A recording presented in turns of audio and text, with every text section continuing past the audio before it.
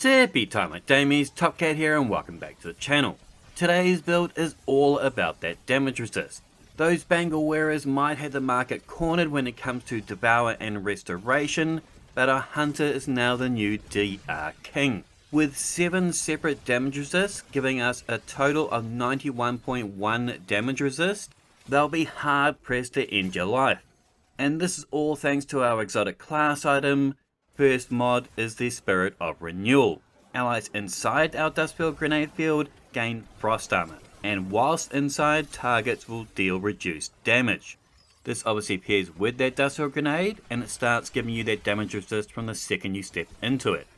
It gives you 1 stack every 0.9 seconds, so over 4.5 seconds you're going to hit that 22.5 damage resist. It sticks around for 10 seconds and we can extend this past that 10-second lifetime of the dust field. So essentially we got 20 seconds of damage resistance. Our second mod is the Spirit of Cyrtarachne. We gain Woven Mail when we use our grenade.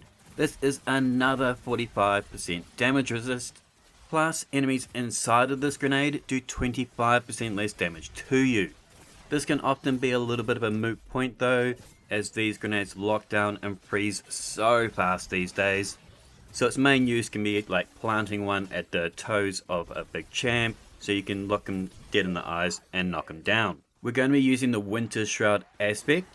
This is less about that slow dodge, which you can still use, it's still great, but it's more so that it got that additional trait this season. Whenever we slow targets, aka our dust field, our class ability regeneration is increased. What this does is affords us more time with Ascension. This is mega. It's lightning in a bottle. It jolts targets mid-air and gives you and allies amplified for 15 seconds. This gives us that easy access to that galvanic armor mod in the artifact. This is a massive 31% damage resist just for being amplified. Shield Crush is also going to give us bonuses whilst amplified. We get increased grenade recharge rate, and our slow nades do 25% more damage. Use whatever dodge you like, it doesn't matter. Even with Gambler's Dodge with that longer cooldown, we still got a sub 10-second class ability. Use Threaded Spike, it's the best for damage, plus it severs for a 35% damage reduction. So even if it doesn't kill them, they can't kill you.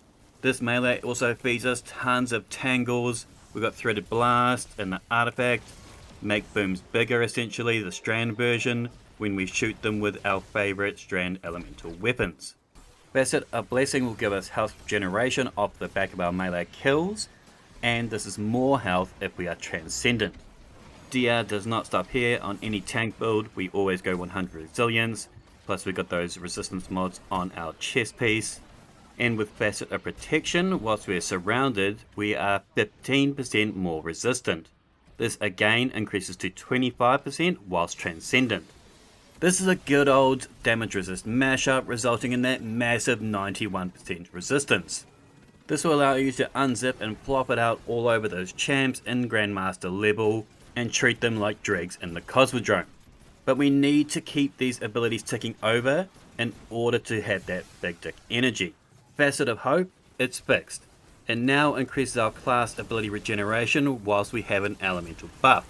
This is tremendous because it makes our Ascension buff its own cooldown, resulting in us being able to activate our galvanic armor every 7 seconds. It's Jolt on tap, making all red bars a 1 tap.